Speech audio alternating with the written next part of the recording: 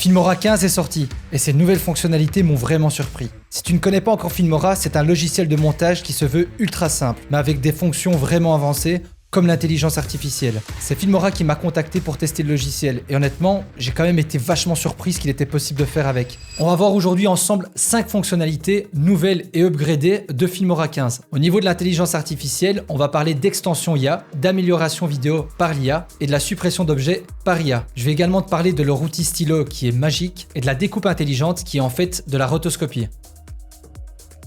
Si tu suis mes précédentes vidéos et que tu me vois utiliser Premiere Pro, tu vois qu'ici c'est le même principe. Tu as une timeline avec un moniteur source et des panneaux où tu peux faire tes effets, transitions, etc. Donc ça reste assez similaire, tu ne devrais pas être perdu. Donc grâce à Filmora, tu peux étendre un plan que tu as tourné. Si imaginons tu n'as pas tourné assez longtemps ta scène et tu souhaites qu'elle dure un peu plus longtemps, tu peux le faire. Mais pas que, tu vas voir qu'on peut y ajouter des prompts qui nous permettent d'un peu fine-tuner ce que l'on souhaite. Donc là je vais sélectionner mon clip. Et ensuite, je vais cliquer ici sur l'extension IA. Et là, je vais tirer mon clip. Alors, tu peux aller jusqu'à 8 secondes au niveau de la génération. Par rapport à Premiere Pro, on est sur du 2 secondes sur Premiere Pro. Mais ici, comme je te l'ai dit, c'est le fait de pouvoir y appliquer un prompt qui est vraiment intéressant. Donc là, par exemple, je vais le rallonger de 4 secondes. Et ensuite, tu vois ici que cette fenêtre est apparue. Donc là, tu vas simplement indiquer le prompt que tu souhaites en décrivant l'objet ou bien le sujet, les mouvements que tu souhaites, les mouvements de caméra. Ça, ce qui est pas mal, c'est que c'est directement incorporé ici dans mouvement de caméra. Tu as une bibliothèque de prompts, donc du travelling gauche, droite, du panorama à droite, etc. Ensuite, tu peux également choisir la résolution. Donc là, à l'heure actuelle, il est possible d'aller jusqu'à 1080p uniquement. Et pour générer, ça va te coûter en fait des crédits IA que tu peux bien évidemment recharger par la suite. Moi, je vais faire quelque chose de très simple. Je vais demander que le sujet continue de courir. Tu peux voir que l'extension a bien fonctionné. Elle dure bien les 4 secondes. Ça respecte bien le fait que je lui ai demandé que le sujet continue de courir. Alors, tu vois qu'au niveau des réflexions, tu as des petites aberrations et des changements de teinte. Mais en règle générale, ça avec l'intelligence artificielle, c'est ce que tu obtiens quand il y a des scènes assez difficiles. Si tu fais attention, dès que tu génères de l'IA, tu vois qu'il y a une différence de colosse qui est normale. Franchement, je trouve ça très propre malgré voilà, les petites imperfections que tu peux avoir, comme aussi ici, au niveau du poteau qui est resté en fait dans l'image. Mais en tout cas, c'est bien réussi. Donc ça s'apparente un peu au logiciel Topaz dont je t'avais montré dans une précédente vidéo, qui a un certain coût à l'achat. Et donc la fonctionnalité d'amélioration par l'IA va te permettre d'améliorer la qualité de l'image. Pour ça, tu vas sélectionner ton plan, tu vas bien dans Vidéo, Basique, et là tu vois ici que tu as Amélioration de vidéo par IA. Et là tu peux directement voir que la vidéo a été améliorée au niveau de la qualité. Donc ce n'est pas la résolution qui change, c'est vraiment la qualité. Tu vois, si je désactive, tu vois la différence. Donc si je zoome dans l'image, tu vois que si j'enlève l'amélioration automatique, tu peux remarquer dans certaines zones une meilleure qualité d'image. Alors tu peux augmenter ou bien diminuer. Pour que ce soit plus parlant, on va prendre la génération qu'on a faite tout à l'heure en extension IA, on va la sélectionner et si je clique ici sur amélioration automatique, et donc là tu peux voir par exemple au niveau de l'épaule du sujet, si j'enlève l'amélioration et si je la réactive, tu vois que la qualité a été améliorée. Et après tu peux changer la quantité ici. Donc ça peut t'aider à sauver certains plans que tu as filmés où tu as par exemple beaucoup de bruit à l'image. Eh bien cette amélioration automatique va t'aider à corriger un minimum ton plan.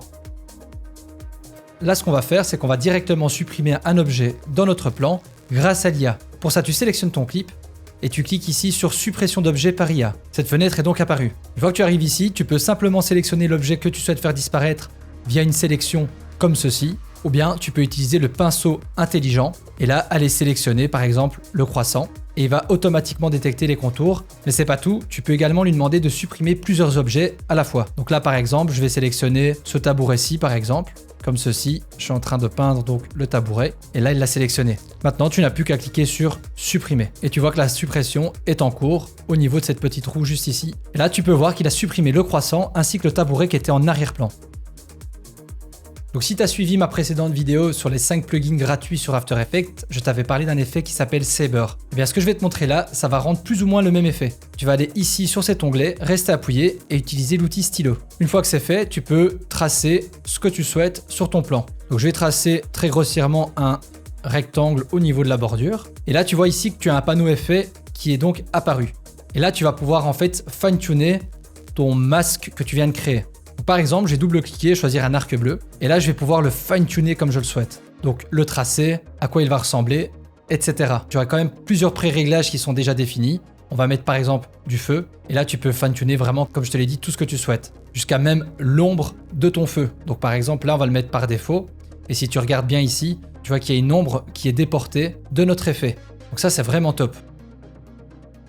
Donc ça s'apparente en fait à la rotoscopie, ce que tu peux faire sur After Effects. Donc pour ça, je vais sélectionner mon clip, aller sur cette icône-ci, rester appuyé et cliquer sur Découpe intelligente. Là, cette fenêtre est apparue. Directement, tu vois que tu as un outil, donc un cercle vert qui te permet de sélectionner les éléments que tu veux rotoscoper. Dans mon cas, je vais prendre par exemple la tasse. Donc là, je clique simplement dessus et Filmora directement détecter les contours. Donc si tu souhaites, tu peux aussi dessiner avec cet outil. Tu peux zoomer dans l'image pour y voir un peu plus clair, cliquer sur la main et te déplacer. Mais moi, dans mon cas, je vois que ça a directement pris en compte la tasse. Pour moi, c'est bon. Si tu veux supprimer des éléments, tu cliques sur la gomme et par exemple, je vais diminuer un petit peu la taille de brosse, comme ceci, et je vais aller enlever ça par exemple. Donc tu peux vraiment fine-tuner ta découpe. Donc moi je vais le laisser comme ça. Je vais aller ensuite me placer bien tout au début, puis je vais dans mode avancé, et là je vais simplement cliquer sur la flèche vers l'avant. Donc là en fait, Filmora est en train de traquer ma rotoscopie, ma découpe. Une fois que c'est fait, on peut faire un petit check si tout est OK.